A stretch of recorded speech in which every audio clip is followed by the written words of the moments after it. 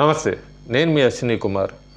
నిరుద్యోగ సమస్య, ఎంప్లాయ్మెంటు, అన్ఎంప్లాయ్మెంటు ఇట్లా ఉద్యోగాలంటూ కూడా నరేంద్ర మోడీ ప్రభుత్వం వచ్చాక ఎక్కడా కూడా ఉద్యోగాలు ఇవ్వలేదు, అన్ఎంప్లాయ్మెంట్ పెరిగిపోయింది అంటూ కూడా సిటీ గ్రూపు వాళ్ళు ఒక ఎంప్లాయ్మెంట్ రిపోర్ట్ అని చెప్పి ఒకటి ఇచ్చారు. దాని మీద దాన్ని ఖండిస్తూ లేబర్ మినిస్ట్రీ ఆల్రెడీ ఒక రిపోర్ట్ ఇచ్చింది. కాకపోతే కొత్తగా ఆర్బీఐ డేటా ఒకటి రిలీజ్ చేసింది. ఆర్బీఐ డేటా కూడా దాదాపు ఒక్క 23-24లోనే ఇండియా క్రియేటెడ్ 4.7 crore జాబ్స్ అని ఇచ్చింది.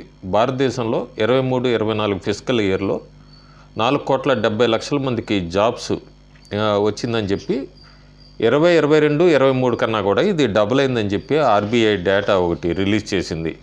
అంతేకాకుండా 2018 నుంచి చూసుకుంటే ఇప్పటివరకు 16 కోట్ల ఉద్యోగాలు క్రియేట్ అయినాయి భారతదేశంలో.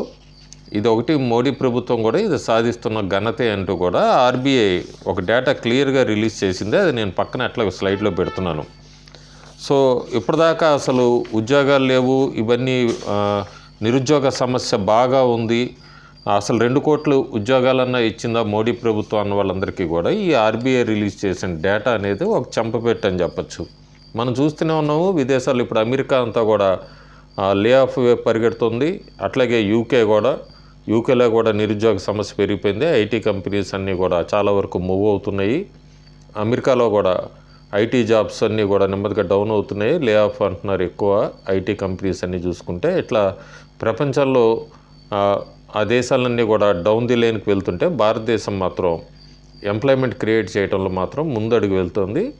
అయితే ఇక్కడ ఒక పాయింట్ ఏంటంటే ఈ ఉద్యోగాలు ఎంప్లాయ్మెంట్ క్రియేట్ అవుతున్నాయి కానీ చాలా వరకు వ్యవసాయాన్ని మాత్రం వదిలేసుకొని ఇటు ఉద్యోగాలకు వస్తున్నారు. ఇది ఒక్కటే కీ పాయింట్ ఆలోచించాల్సింది. ఎందుకంటే అగ్రికల్చర్, వ్యవసాయం అనేది కూడా మనకి భారతదేశానికి ఒక బ్యాక్ బోన్ లాంటిది. ఆ వ్యవసాయం అదేంటి తగ్గుతోంది, ఎక్కువ మంది మాత్రం ఉద్యోగాల వైపు చూస్తున్నారు, ఉద్యోగానికి ఇష్టపడుతున్నారు వ్యవసాయం కన్నా అన్నదైతే ఒక key point RBI data release చేసింది. Thank you.